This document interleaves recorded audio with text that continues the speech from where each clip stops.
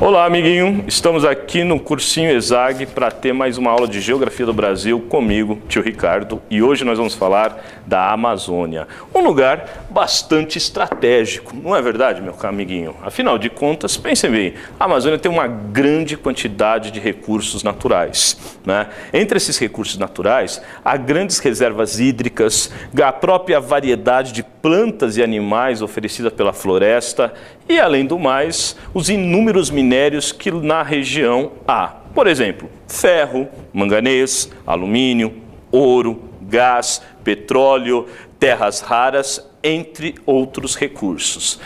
Essas características associadas às características humanas da região amazônica, que características humanas, né? O fato de ser um lugar de baixíssima densidade demográfica, mas, né, também o fato de estar da região amazônica estar localizada numa área de fronteira, fez com que os governos brasileiros encarassem, né, a Amazônia, principalmente ao longo do século XX, como um lugar que poderia ser um problema para o governo. Afinal de contas, pense bem, ó, um lugar cheio de recursos naturais, vazio demograficamente e em zona de fronteira. A combinação de todos esses elementos gerou exatamente um medo de que pudéssemos ter algum tipo de ameaça à soberania do Brasil sobre esse território. Em outras palavras, né, o medo de que exatamente pudéssemos correr o risco de perder esse território para alguém. E não é à toa que, ao longo do século XX, governos brasileiros, especialmente depois da Segunda Guerra Mundial, começam a fazer uma série, né, um conjunto de iniciativas para estimular a ocupação da região amazônica. Essas iniciativas começam no período Vargas, onde ele vai criar a superintendência do Plano de Valorização Econômico da Amazônia, em 1953, para estimular a ocupação e a integração da Amazônia ao território nacional, né? Essas iniciativas desse plano de valorização econômico da Amazônica não vai ser tão bem sucedido, afinal de contas eles ficaram muito concentrados, né, na atividade da borracha, meus caros. E é por isso que na década de 60, durante os governos militares, né, serão feitas estratégias mais abrangentes. Os governos militares vão criar a SUDAM e a SUFRAMA. A SUDAM em 66, a SUFRAMA em 67. SUDAM é a Superintendência de Desenvolvimento da Amazônia e a SUFRAMA, a Superintendência da Zona Franca de Manaus. O que eram essas iniciativas? A SUFRAMA foi exatamente uma tentativa de se criar um polo industrial na cidade de Manaus, que acabou dando certo, né? A famosa Zona Franca de Manaus. E a SUDAM era exatamente uma superintendência que visava, né, exatamente criar condições para atrair investimentos privados, sejam eles nacionais ou estrangeiros, para o espaço amazônico.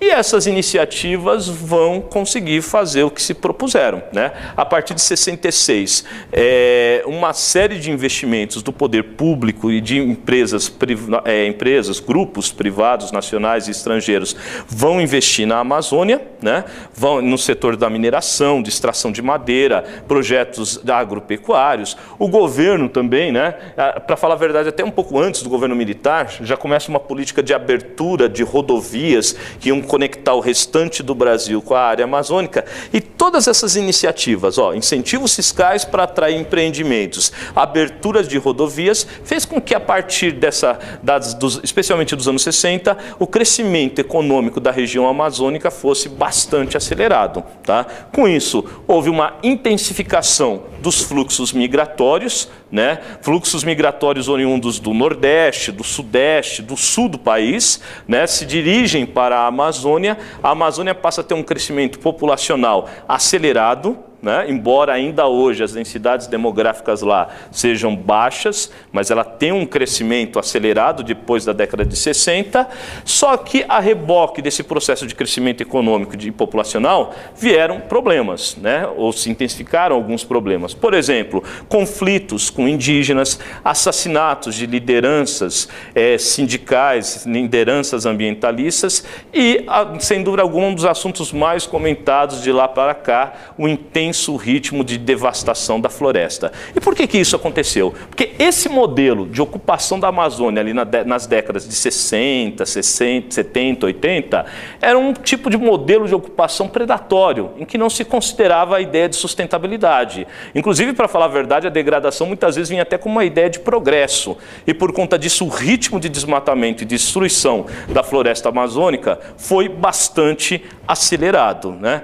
O que mudou de lá para cá? A partir, especialmente de meados do final dos anos 80, até, né, fruto da repercussão da morte do Chico Mendes, cada vez mais o governo brasileiro vai começar a sofrer pressão internacional para fazer alguma coisa para evitar esse acelerado ritmo de destruição da Amazônia. E sem falar também que a partir da década de 90, especialmente depois da Rio 92, a ideia de desenvolvimento sustentável, de economia verde, começa a ganhar cada vez mais destaque, né? E aí há uma pressão, portanto, entre as várias esferas de governo, nível municipal, estadual e federal, para que esses conceitos de sustentabilidade fossem incorporados a esses projetos de ocupação da Amazônia. E hoje em dia, como que está a Amazônia nessa história toda?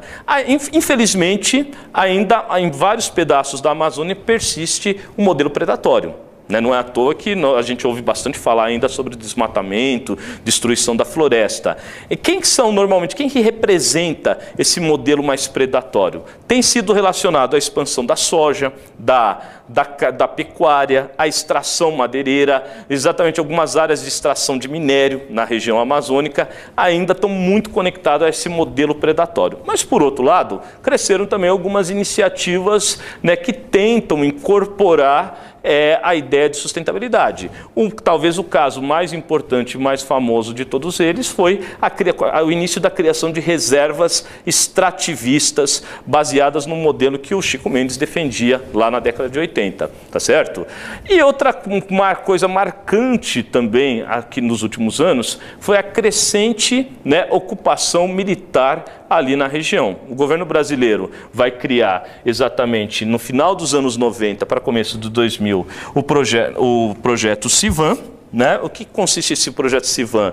O monitoramento, né? CIVAM, primeiramente, CIVAM significa Sistema de Vigilância da Amazônia. E é um projeto de monitoramento da região via sensoriamento remoto, ou seja, por meio de satélites, de radares, né? Para exatamente fazer uma vigilância, para tentar combater, por exemplo, o narcotráfico, né? Combater também a possibilidade de que guerrilhas das Farc, né, possam extravasar, sair da Colômbia e começar a se filtrar no território colombiano.